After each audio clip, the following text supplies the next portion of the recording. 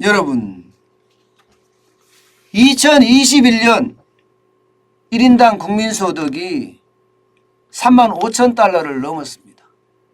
35,168달러예요.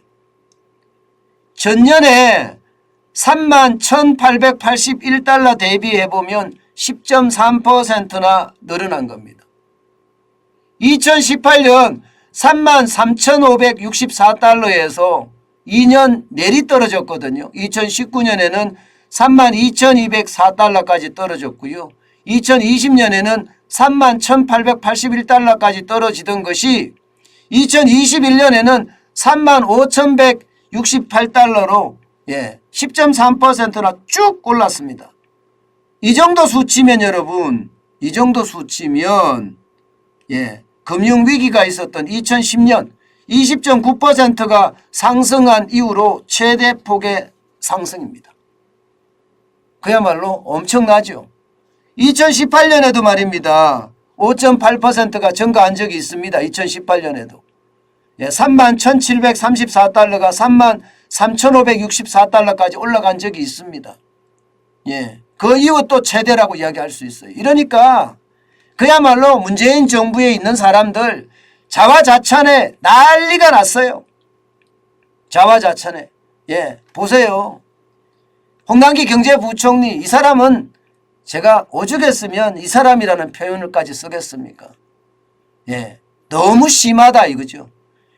2년이 코로나 위기였던 점을 감안하면 괄목할 만한 성과다, 이런 표현을 썼습니다. 저는 이것을 보면서 말입니다. 3만 달러를 돌파한 지 4년 만에 3만 5천 달러를 뛰어넘었다. 이러면서 그게 가장 눈에 띈다. 특히 해당 4년 동안의 성과 중에 4년 동안 문재인 정부 4년 동안 성과 중에 이 2년 동안은 2020년 2021년은 2년 동안은 코로나였기 때문에 갈목한 성과 맞다. 지표로 보면 그렇습니다. 지표로 보면 그렇죠 여러분. 그럼 이거 다 믿어요. 누구나 다 믿습니다. 야, 문재인 정부 진짜 잘했구나. 문재인 정부는 태평성대를 이뤘거나 이렇게 이야기할 수 있습니다. 홍남기 경제부총리 그 이야기에 괄목할 만한 성과라고 그랬어요. 괄목할 만한 성과. 여러분 과연 그럴까요 이게? 과연 그럴까요? 이거 진짜 어떻게 생각하면요. 국민을 속이는 행위예요. 왜냐고요? 이게 아니거든요.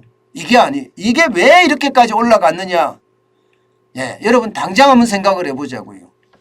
이게 여러분 1인당 국민소득이죠. 1인당 국민소득이면 이게 어떻게 될까요? GDP 국내 총생산을 이게 전 국민 1인당으로 나누면 되겠죠. 전 국민으로 나누면 아마 이게 GNI라고 해서 1인당 국민소득이 될 겁니다. 그런데 여러분 이게 여러분 생각을 해보자고. 전 국민이 일단 적어지면 어떻게 되나요? 쉽게 말하면 분모가 적어지는 거죠. 인구수가 줄어들면요. 똑같다고 하더라도 1인당 GDP가 더 늘어나겠죠. 실제 말입니다. 여러분 인구수가 줄었습니다. 인구수가 줄었어요. 인구수가 줄어서 그만큼 말입니다. 분모의 수가 줄어드는 거예요. 이게 첫 번째예요. 이게 첫 번째. 두 번째는 이제 분자의 문제죠. 분자의 문제. 분자의 문제는 어떻게 되나 하면 여러분 GDP입니다. GDP는 물가 상승률이라는 게 있죠. 물가가 진짜 많이 올랐어요. 여러분 보세요. 2021년에 GDP 물가만 하더라도 2.3%나 올랐습니다. 2.3%. 엄청나게 오른 거예요. 그러면 여러분 이게 GDP라는 계산이 한 나라에서 1년 동안 생산하는 총 재화와 서비스 곱하기 그때 가격이잖아요. 그죠? 가격. 근데 이 가격이 올랐어요. 가격이 오르면 어떻게 됩니까? GDP 분모가 더 커지겠죠. 인구는 줄어들어서 분모는 줄어들고요. 가격이 올라서 분자는 더 늘어나게 됩니다. 그죠? 그러면 1인당 GDP도 1인당 GDP도 늘어나겠죠. 여기다가 말입니다. 제가 잠깐 보여드렸던 환율의 효과까지 있습니다. 환율의 효과. 환율이 2021년에는 강세였습니다. 이게 원화로 계산한 다음에 환율로 바꾸잖아요. 그죠? 원화로 계산한 다음에 환율을 바꿉니다. 2020년 대비 마이너스 3%예요. 지금 원달러 환율이 지금은 1200원입니다. 1200원. 예, 2021년에는 1144.4원이에요. 평균이. 그러면 어떻게 됩니까? 원화로 계산해서 달러로 바꾸면 원화를 덜 주도 달러를 많이 주잖아요. 원화가 강세니까. 그래서 이게 여러분 이렇게까지 올라간 겁니다. 35,168원까지 올라간 거예요.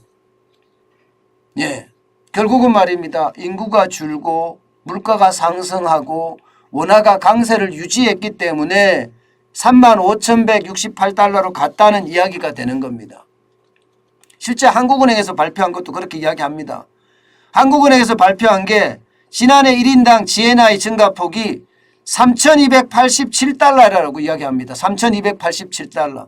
이 중에 경제성장률이 가져온 거 있죠. 경제성장률. 경제성장률이라는 게 여러분 4% 성장을 했잖아요. 경제성장률이 가지고 온 게 1,272달러라는 거예요. 이거는 성장률이니까 1,272달러는 늘어났다고 이야기할 수가 있습니다. 그러나 원화 하락, 원화 가치 상승. 원화 가치 상승은 1,061불이라고 이야기하고요. 물가는 762불이라고 이야기합니다. 2달러라고 이야기해요. 그러면 실질적으로 말입니다. 국민소득이 올란 것은 물가 상승이나 환율 영향을 고려하면 별로 크지 않다는 이야기가 됩니다. 물가 상승이 이렇게 많이 됐으니까 겨우 말입니다. 겨우 이게 올라간 것이 지금 35,168달러라고 이야기하지만 그렇게 크지는 않다 이런 얘기예요. 이게 자랑할 수준은 아니다 이런 얘기입니다. 저는 이런 걸 보면서 말입니다. 우리가 경제를 이게 띄엄띄엄 보게 되면 진짜 문재인 정부가 진짜 잘한 것 같은데 물가가 너무 올라서 그래요. 2021년 환율이 약해서 그렇습니다. 환율이. 원화가 강세였기 때문에 그렇습니다. 그만큼 말입니다. 이게 착시 때문에 일어난 것을 마치 문재인 정부가 경제를 잘해서 그런 것처럼 괄목할 만한 성과라고 이야기할 정도로 그것도 2년의 코로나 위기였던 걸 감안하면 이렇게 표현하면 이거는 아니죠.